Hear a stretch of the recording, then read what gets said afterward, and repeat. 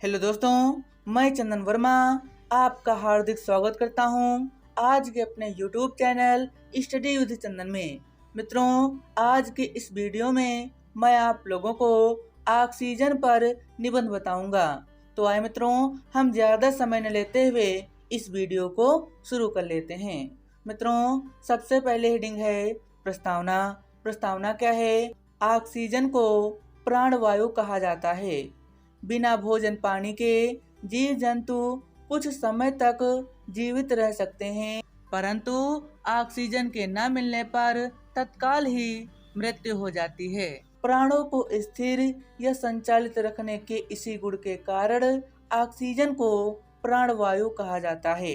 हाँ मित्रों, यह बात बिल्कुल सत्य है कि ऑक्सीजन के बिना मनुष्य 5 मिनट भी जीवित नहीं रह सकता। यानी अगर व्यक्ति को 2 दिन भोजन न मिले तो वह जीवित रह सकता है, लेकिन अगर व्यक्ति को 5 मिनट भी ऑक्सीजन न मिले तो वह जीवित नहीं रह सकता। अगली हेडिंग, ऑक्सीजन क्या है? What is oxygen? तो ऑक्सीजन क्या है? हमारा वायुमंडल विभिन्न गैसों का मिश्रण है, जिसमें से ऑक्सीजन पृथ्वी पर जीवित प्रत्येक प्राणी के लिए अत्यंत महत्वपूर्ण गैस है। इसी कारण ऑक्सीजन को प्राणवायु के नाम से भी उल्लेखित किया जाता है। ऑक्सीजन का 21% भाग वायु में उपस्थित रहता है। यानी वायु में कितना परसेंट ऑक्सीजन है? तो वायु में केवल 21% भाग ही वायु में उपस्थित रहता है। इसीलिए मित्रों, हमें पेड़ पौधों को कम से कम मात्रा में काटना चाहिए, क्योंकि हमारे वायुमंडल में केवल 21% ही ऑक्सीजन है। अगली हेडिंग, ऑक्सीजन के खोजकर्ता। ऑक्सीजन के खोजकर्ता कौन थे? ऑक्सीजन की खोज अथवा प्राप्ति का श्रेय कार्ल सीले नामक वैज्ञानिक को जाता है। ऑक्सीजन के अध्ययनकर्ता के रूप में इनके पश्चात जोसेफ प्रिस्टले को मुख्य रूप से जाना जाता है। यह रंगहीन, गंधहीन, उदासीन गैस है। यानी इस ऑक्सीजन में किसी भी प्रकार की स्मेल नहीं आती है। यानी यह रंगहीन है, गंधहीन है और उदासीन है। ऑक्सीजन गैस का रासायनिक सूत्र O होता है। तो मित्रों, प्रश्न इस प्रकार से एग्जाम में पूछा जा सकता है कि ऑक्सीजन के खोजकर्ता कौन थे? तो ऑक्सीजन के खोजकर्ता कौन है? तो ऑक्सीजन के खोजकर्ता कार्ल सीले हैं। यह प्रश्न किसी भी परीक्षा में पूछा जा सकता है, कॉम्पिटिटिव एग्जाम में। अगली हेडिंग, ऑक्सीजन का महत्वपूर्ण स्थान। स्थान क्या है? एक स्वस्थ मनुष्य के लिए ऑक्सीजन की मात्रा 94 से यानी 94 से 100 के बीच में होना आवश्यक है। यानी एक स्वस्थ व्यक्ति के लिए ऑक्सीजन कितना आवश्यक है? 94 टू 100, यानी 94 से 100 के बीच हमारा ऑक्सीजन होना अति आवश्यक है। इसके विपरीत मात्रा होने पर मनुष्य की रोग प्रतिरोधक क्षमता का ह्रास होता है। अतः यह ऑक्सीजन का मनुष्य के स्वास्थ्य से सीधा संबंध प्रकट करता है। मित्रों, अगर एक स्वस्थ व्यक्ति की ऑक्सीजन 94 से 100 है, यानी 94 से 100 के बीच है, तब तो वह व्यक्ति पूर्णतः स्वस्थ है। अगर उस व्यक्ति की ऑक्सीजन 94 से कम है, यानी 94 से कम, तो वह व्यक्ति किसी न किसी प्रकार की समस्या से पीड़ित होगा। अगली हेडिंग, ऑक्सीजन की आवश्यकता। आखिर हमें ऑक्सीजन की आवश्यकता क्यों है? पृथ्वी पर जीवन के लिए ऑक्सीजन बेहद आवश्यक है। मैंने आप लोगों को पहले बताया कि पृथ्वी पर जीवन के लिए ऑक्सीजन बेहद आवश्यक है।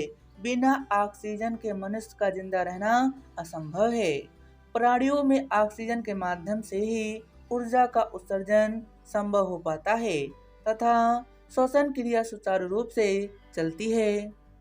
शरीर की मूल कोशिकाओं को भी ऊर्जा उत्पन्न करने के लिए ऑक्सीजन की आवश्यकता होती है।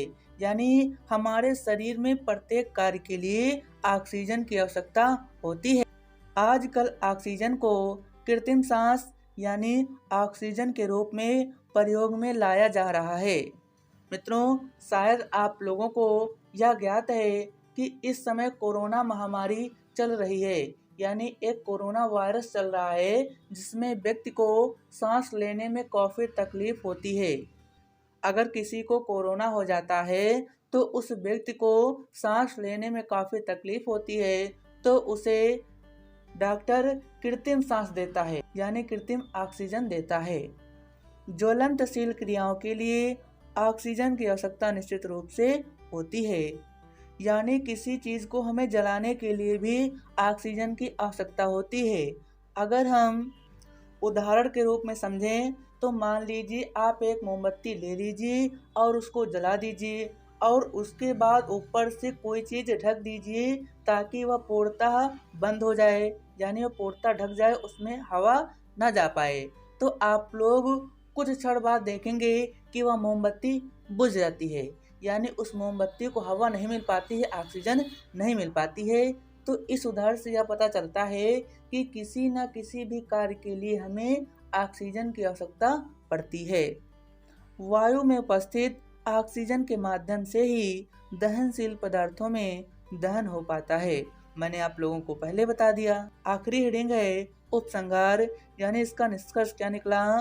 तो निष्कर्ष यही निकला, अतः हम कह सकते हैं कि पृथ्वी पर उपस्थित सभी सजीव तथा निर्जीव दोनों के लिए ऑक्सीजन बहुत ही उपयोगी है।